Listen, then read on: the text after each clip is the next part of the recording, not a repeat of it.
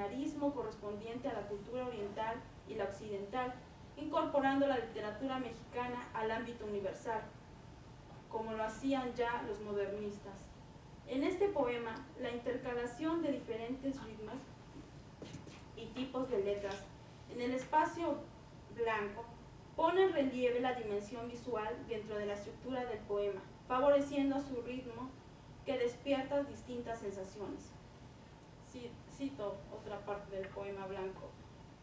Hiedra arborea, lengua tizón de frescura, el firmamento es macho y hembra, temblor de tierra de tu grupa, testigos los testículos solares, lluvia de tus talones en mi espalda, falo el pensar y vulva la palabra.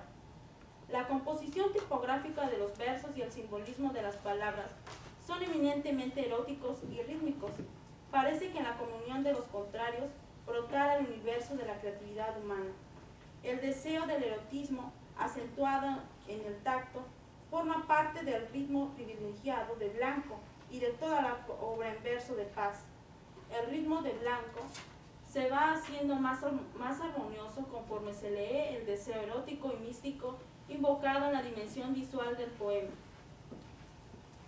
Contemplada por mis oídos, horizonte de música tendida, oída por mis ojos, puente colgante del color al aroma, acariciada por mi olfato, olor, desnudez en las manos del aire, oída por mi lengua, cántico de los sabores, comida por mi tacto, festín de niebla, habitar tu nombre, despoblar tu cuerpo, caer en un grito contigo, casa del viento. El erotismo de Blanco proyecta el tránsito de la palabra al silencio y al acto sexual. Este paso es a la vez una recuperación del espacio y el tiempo. Los signos escritos de Blanco representan el movimiento de la realidad aparecida y reaparecida por un ritmo interno, comunión de los contrarios, deseo, amor, etc. La movilidad de Blanco, el continuo vaivén de sus contrarios, lleva la idea misma de poesía en movimiento. Cada significado se convierte en su contrario y simultáneamente vuelve a ser el mismo. Así, Blanco es hibridez y totalidad. En él se presenta la dialéctica entre quietud y vértigo, soledad y comunión, ausencia y presencia, libertad y encierro. Paz escribe: el poema se ofrece como un círculo o una esfera, algo que se cierra sobre sí mismo, universo autosuficiente, y en el cual el fin es también un principio que vuelve, se repite y se recrea. Y esta constante repetición y recreación no es sino ritmo, marea que va y viene, cae y se levanta, como águila o sol, cuyo ritmo en espiral se mueve alrededor de colores, recuerdos, olvidos, asombros. El modernismo reanudó la gran poesía histórica, detenida en el siglo XVII, reanimando el idioma. Paz ha mostrado que el ritmo no es medida, sino tiempo original. La medida no es tiempo, sino manera de calcularlo. En el verso, el ritmo es una forma de hacer presente el tiempo y la tradición. Para que las palabras alcancen una originalidad, el ritmo nunca se separa de la imagen. El poeta percibe en la imagen un reflejo de la condición humana. La imagen es una frase en la que se proyecta la diversidad de significados de la realidad y lo contradictorio del hombre. El sentido de la imagen es la imagen misma. No se puede decir con otras palabras. La imagen se explica a sí misma.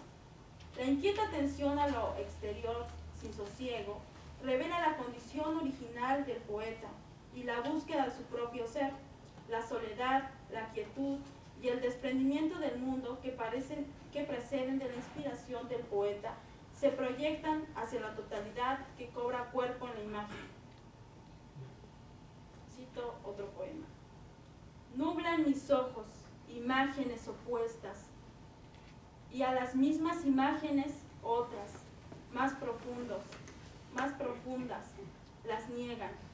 ardiente balbuceo, aguas que anegan un agua más oculta y densa.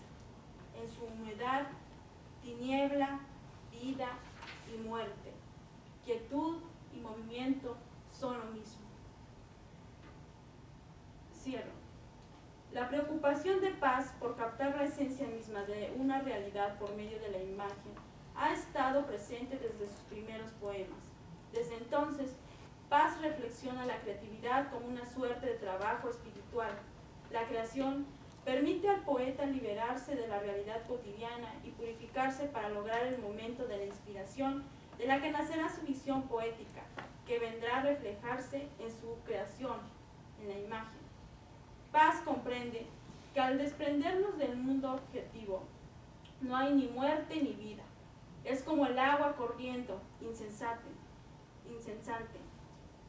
A esto se le llama la otra orilla, el pacto de los contrarios, el paroxismo erótico, el presente perpetuo que implica un morir y un nacer en nosotros mismos. Conclusión. La revelación poética en la obra de Paz está íntimamente ligada a ese momento de visión original que hermana al poeta, al amante y al místico. Para él, el mundo está hecho de signos, invento del hombre, que inevitablemente conducen al misterio y a la paradoja. De ahí que en el momento de la creación emerja el lado secreto de las palabras inseparables del ser del poeta, como bien lo ilustra Blanco, poesía y poética de la poesía. Paz, al explicar su poesía en su misma poesía, contempla y traduce la doble impresión de vértigo y de inmovilidad de su sensibilidad y su conocimiento. Para los modernistas y Paz, la libertad se revela por medio de la palabra. Esta misma permite al poeta entrever su otredad como juez, víctima y testigo del hombre. Solo resta decir que la búsqueda de una presencia en un tiempo y en un ritmo perpetuamente creador durante la lectura de un poema revela con mayor certeza que un estudio especialista qué es la poesía. De ahí que sea natural preguntar al poema por el ser de la poesía. Gracias.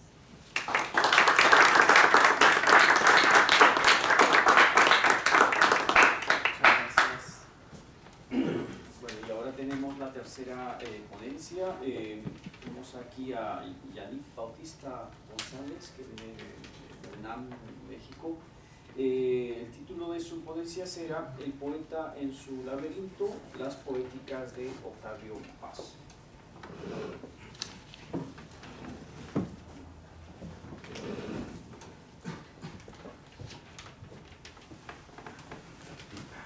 ¿Qué tal? Buenos días.